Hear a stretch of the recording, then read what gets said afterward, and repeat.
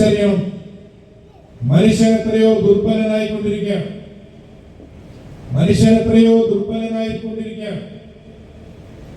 സെവനപ്പിന്റെ ഒരു പരസ്യം 10 വർഷം മുമ്പ് ഇറങ്ങിയത് ബോറിംഗ് ഈസ് നോർമൽ എന്ന് പറഞ്ഞിട്ടാണ്.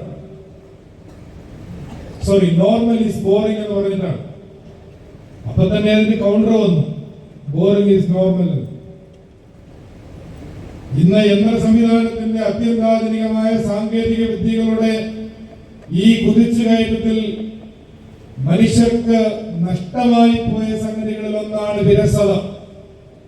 100 things we lost into internet എന്ന് പറയുന്ന ഒരു മനോഹരമായ പുസ്തകമുണ്ട്.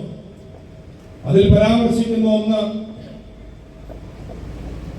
ഈ ഇന്റർനെറ്റിന്റെ അതിപ്രസരത്തിൽ നമുക്ക് നഷ്ടമായി പോയെന്ന്. കമ്മ്യൂണിക്കേഷന്റെ കാര്യം ആദ്യം പറയുന്നുണ്ട്, എപ്പോഴും നമ്മൾ പറയുന്നതാണ്. എന്നാൽ എനിക്ക് കൗതുകമായി തോന്നിയത് വിരസത. ഇന്ന് മനുഷ്യർക്ക് ബോറിംഗ് ഉണ്ടോ? മൊബൈൽ ഉണ്ടെങ്കിൽ നമുക്ക് എവിടെയാണ് ബോറിംഗ്? ഇങ്ങനെ റീൽസിൽ നിന്ന് റീൽസിലേക്ക് പോയിക്കൊണ്ടിരിക്കുക. ഇല്ലെങ്കിൽ നമുക്ക് ഇഷ്ടമുള്ള വിഷയങ്ങൾ ചൂസ് ചെയ്ത് കാണുകയോ കേൾക്കുകയോ ചെയ്യാം. എന്താണ് ഈ വിരസതയുടെ ഗുണമെന്നറിയാമോ? മനുഷ്യൻ വിരസമായിരിക്കുന്ന സമയത്താണ് അവനിൽ ഭാവന ഉണരുന്നത് എന്നാണ് മനഃശാസ്ത്രം പറയുക. ഭാവനാത്മകമായി ചിന്തിക്കാൻ ഇന്ന് മനുഷ്യന് ശേഷി നഷ്ടപ്പെട്ടിരിക്കുകയാണ്. അതിലൂടെ മനുഷ്യൻ അവന്റെ വാക്കിന്റെ പരമാർത്ഥം പോലും നഷ്ടമാക്കുകയാണ്. മനനശേഷിയുള്ളവൻ മനുഷ്യൻ. ആ വാക്കിന്റെ എറ്റിമോളജിയിൽ പോലും മാറ്റം വരുത്തേണ്ട കാലമായി. ചിന്തിക്കുവാൻ ശേഷിയുള്ളവൻ മനുഷ്യൻ. അപ്പൊ ഇത്തരത്തിൽ ചിന്താശേഷി നഷ്ടപ്പെട്ടു പോകുക, യഥാർത്ഥമായി ജീവിതത്തിൽ റിയലായി നടക്കുന്ന സംഗതികളോട് പ്രതികരിക്കാനോ ചെറുത്തു നിൽക്കാനോ ആവാതെ പോകുന്ന യൗവനം നമ്മളതിനെ തുച്ഛീകരിക്കുക. ഇവിടെ ദാർശനിക മാനം ഉണ്ടാവണം ജീവിതത്തിന്. എം മുകുന്ദന്റെ മനോഹരമായ ഒറ്റവരി കഥയുണ്ട്. ഒരു പശുവായി ജനിച്ചാൽ മതിയായിരുന്നു, വലിയ ദാർശനിക കഥയൊന്നുമില്ലല്ലോ. ഇത്തിരി പുല്ലും വെള്ളവും കിട്ടിയാൽ മതിയായിരുന്നു, കഴിഞ്ഞു, അതാ കഴിഞ്ഞു. ഒരു പശുവായി ജനിച്ചാൽ മതിയായിരുന്നു, വലിയ ദാർശനിക കഥയൊന്നുമില്ലല്ലോ. അവരുടെ ദുഃഖത്തെ കുറിച്ച്, അവരുടെ ജീവിത സാഹചര്യങ്ങളെ കുറിച്ച്, അതുണ്ടാക്കുന്ന ആളുകളുടെ ചൂഷണത്തെ കുറിച്ച്, ഇതിനെ കുറിച്ചൊന്നും ചിന്തിക്കേണ്ട കാര്യം നമുക്കില്ലല്ലോ. ഒരൽപ്പം പുല്ലും വെള്ളവും കിട്ടിയാൽ പോലെ. ഡേറ്റ ഉണ്ടെങ്കിൽ പിന്നെ ജീവിതം തീർന്നില്ലേ? ഈ യാഥാർത്ഥ്യത്തിലാണ് നമ്മൾ ജീവിക്കുന്നത്. ഇവിടെയാണ് ജീവിതത്തിൽ ഒരു ദാർശനിക മാനം.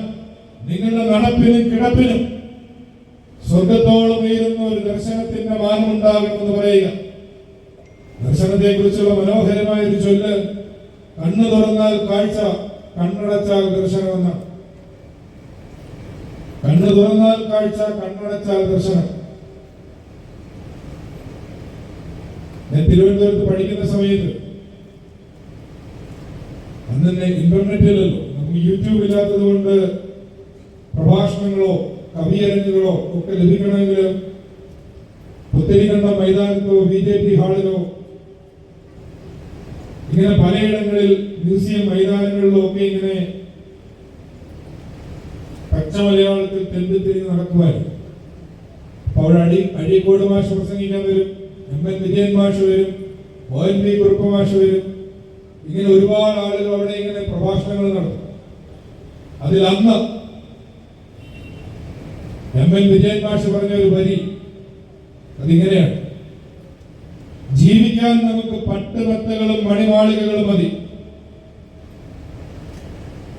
ഉറങ്ങാൻ നമുക്ക് പട്ടുമെത്തകളും മണിമാളികകളും മതി, പക്ഷെ ഉണർന്നെണീക്കാൻ മറ്റു പലതും വേണം. ഉറങ്ങാൻ നമുക്ക് പട്ടുമെത്തകളും മണിമാളികകളും മതി, പക്ഷെ ഉണർന്നെണീക്കാൻ നമുക്ക് മറ്റു പലതും വേണം. ഒരു വിശ്വാസം, ഒരു പ്രത്യയശാസ്ത്രം, ഒരു പ്രതീക്ഷ, ഒരു ദർശനം, ഇങ്ങനെ പലതും വേണം. ഇവിടെ ധനവാനായ മനുഷ്യന്റെ രണ്ടാമത്തെ പ്രത്യേകത അയാളുടെ ധാരാളിത്തത്തോട്, അയാളുടെ ധാരാളിത്തത്തിലെ മയക്കത്തെ സൂചിപ്പിച്ചുകൊണ്ട് ആനക്കൊമ്പ് കൊണ്ടുള്ള കട്ടിലിലേക്ക് നമ്മുടെ ശ്രദ്ധയെ ക്ഷണിച്ചുകൊണ്ട് ഒരു വിശ്വാസിയോട് പിതാവ് പറയുകയാണ്, നമുക്ക് വേണ്ടത് ധാരാളിത്തത്തിന്റെ മയക്കങ്ങളല്ല, പിന്നെയോ അനുതാപത്തിന്റെയും ദർശനത്തിന്റെയും ഉണർവുള്ള ചലനങ്ങളാണ്. ഇങ്ങനെ രണ്ട് പ്രത്യേകതകൾ ആ ധനവാനായ മനുഷ്യന് പറഞ്ഞു വെക്കും. ഇനി ഈ കഥയിലെ രണ്ടാമത്തെ ക്യാരക്ടർ ലാസർ എന്ന ദരിദ്രനായ മനുഷ്യൻ, അയാൾക്ക് 7 പ്രത്യേകതകളാണ് പറഞ്ഞു വെച്ചിരിക്കുന്നത്. 7 9 പ്രത്യേകതകളാണ് പറഞ്ഞു വെച്ചിരിക്കുന്നത്. ധനവാനായ മനുഷ്യന് 2 പ്രത്യേകതകളും ദരിദ്രനായ മനുഷ്യന് 9 പ്രത്യേകതകളും.